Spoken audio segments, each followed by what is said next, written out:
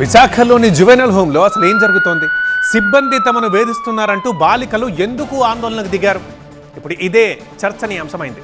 ప్రభుత్వ బాలికల పరిశీలన గృహంలో ఉంటున్న కొందరు మైనర్లు నిన్న ఆ భవనం గేట్లెక్కి నినాదాలు చేశారు. అదే టైంలో బాలికల కుటుంబ సభ్యులు కూడా కొంతమంది అక్కడికి రావడంతో ఉద్రిక్త వాతావరణం ఏర్పడింది. సమాచారం తెలుసుకొని వెంటనే రంగంలోకి దిగారు పోలీసులు. బాలికలకు నచ్చజెప్పి మళ్లీ హోం లోపలికి పంపించారు. అయితే ఆందోళనకు దిగిన 5గురు బాలికలు మానసిక చికిత్స పొందుతున్నారని చెప్పారు హోం సూపరింటెండెంట్ సునీత. వారు వైద్యులు సూచించిన మందులు తీసుకోకుండా తమను బయటకు పంపించేయాలని గొడవ చేస్తున్నారని, ఈ వ్యవహారాన్ని అధికారులు పోలీసుల దృష్టికి తీసుకెళ్లామని తెలిపారు. అసలు వేధింపులు లాంటివి ఏమీ లేవనేది ఆమె వాదన.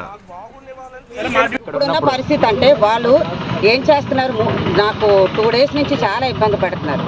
ఏంటంటే ఎక్కేయడం, పెంకులు ఎక్కేయడం, నమ్మ పంపించండి. అప్పుడు నేను ఆర్లో పోలీస్ స్టేషన్కి నేను ప్రొటెక్షన్ అడిగాను. ఓఎస్ఎస్ ఫర్టిలిటీలో టెస్ట్, ట్రీట్మెంట్స్, థెరపీస్ అన్ని scientifically design in the good hands of science. Mummy daddy అవ్వాలంటే ఓఎస్ఎస్ కి కాల్ చేయండి. సార్ ఇలాగ ఎక్కేస్తున్నారు, చేసేస్తున్నారంటే వాళ్ళు రిపీటెడ్గా అరుస్తున్నారు, మీరు చూసే ఉంటారు.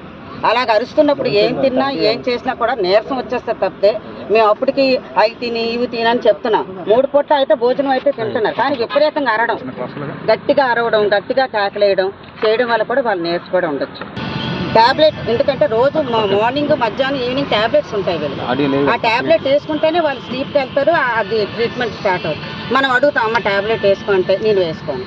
అప్పుడు మనం ఏం చేస్తాం, ఎందులో అమ్మ ఎలాగని వేసుకోవాలి, అన్నం తినాలి అంటే ఇప్పుడు ట్యాబ్లెట్ వేసుకుంటే కానీ అన్నం తింటే కానీ ట్యాబ్లెట్ వేయడం ఆ అన్నం తిన్నంటారు, అంటే వాళ్ళు మానసిక పరిస్థితి తిన్నాం అంటారు. అప్పుడు మనం ఏం చెప్తాం, అమ్మ కొంచెం తినకపోతే ఎలాగమ్మా చేయడమ్మా అని అంటే అది బలవంతం అంటే మనం నేను. ఇక ఈ ఘటనపై వెంటనే స్పందించారు హోంమంత్రి అనిత.